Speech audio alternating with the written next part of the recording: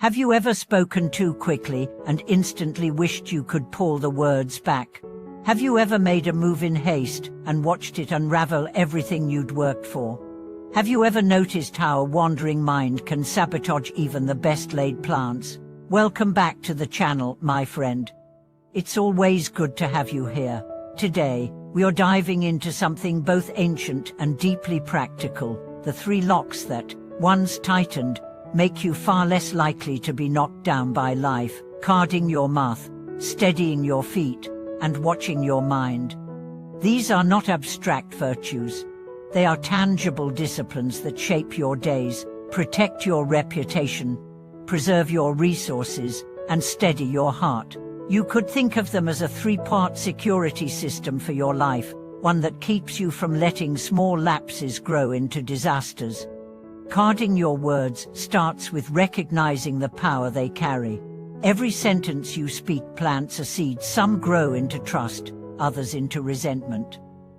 Most of us underestimate how much trouble is born from words spoken without pause.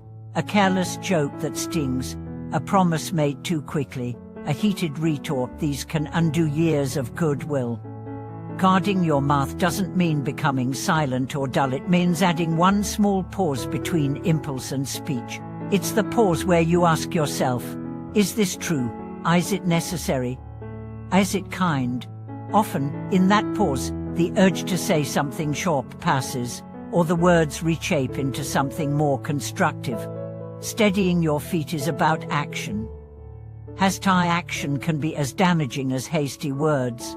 Think of the times you jumped into a business deal without due diligence, rushed into a relationship without knowing the person well, or took on more work than you could realistically handle. Steady feet don't freeze, they pace. They check the ground before the next step. They don't let fear of missing out dictate the direction. This doesn't mean you wait forever. It means you act from clarity, not from pressure.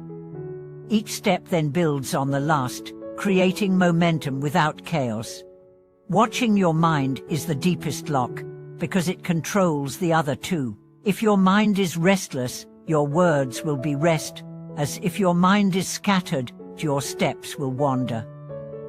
Watching your mind means cultivating awareness of what's moving inside you, what thoughts are rising, what stories you're telling yourself, what emotions are coloring your perception.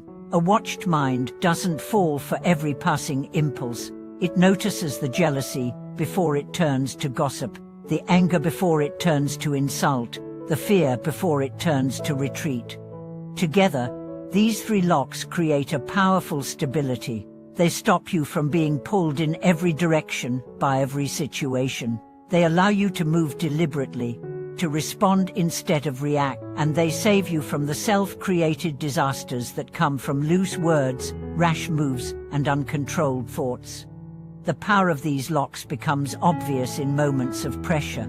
Imagine a heated meeting where tempers flare. Guarding your mouth means you resist the urge to cut someone off or throw a sharp comment. Steadying your feet means you don't rush to agree to a bad plan just to end the tension. Watching your mind means you stay aware of your own rising emotion and choose to ground yourself in breath before speaking. In that combination of self-control, you become the calm state person in the room, and often, the one people turn to when the dust settles. Let's ground this in a few stories. A colleague of mine once worked under a volatile boss. During one bad week, the boss snapped at him in front of the whole team. Every muscle in his body wanted to fire back, but he had trained himself in the pause habit. He swallowed his reply, asked a clarifying question instead, and calmly presented the facts. The confrontation deflated, and later that day, the boss apologized privately. Guarding his mouth had saved his job and his credibility. Another friend was tempted by a can't-miss investment opportunity. Everyone around him was jumping in.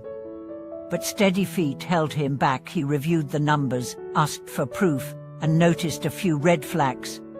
He walked away.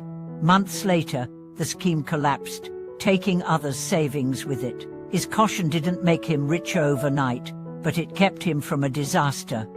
Watching the mind can be more subtle. A woman I know caught herself replaying a co-worker's criticism in her head, amplifying the insult until it felt like a personal attack on her whole worth. Because she had trained in mindfulness, she recognized the story she was building. She reminded herself it was one sentence, not a verdict. She shifted her focus to the project at hand. The mental storm passed in hours instead of days. These locks work best when you practice them daily, not just in crises. Cart your words in casual chatter, steady your feet in small decisions, watch your mind in idle moments. By the time the big tests come, these habits will be second nature. A life with these 3 locks tightened is not rigid, it's secure. You can take risks because your foundation is steady. You can speak boldly because your tongue is disciplined. You can move quickly because your steps are measured. And you can navigate chaos without losing yourself, because your mind is watched. Thank you for watching this video. If you've had moments where holding your tongue, slowing your step, or catching your own thoughts changed the outcome for the better, share your story in the comments. And if you'd like to keep strengthening these locks together, subscribe, like, and share, so we can keep building this space for growth,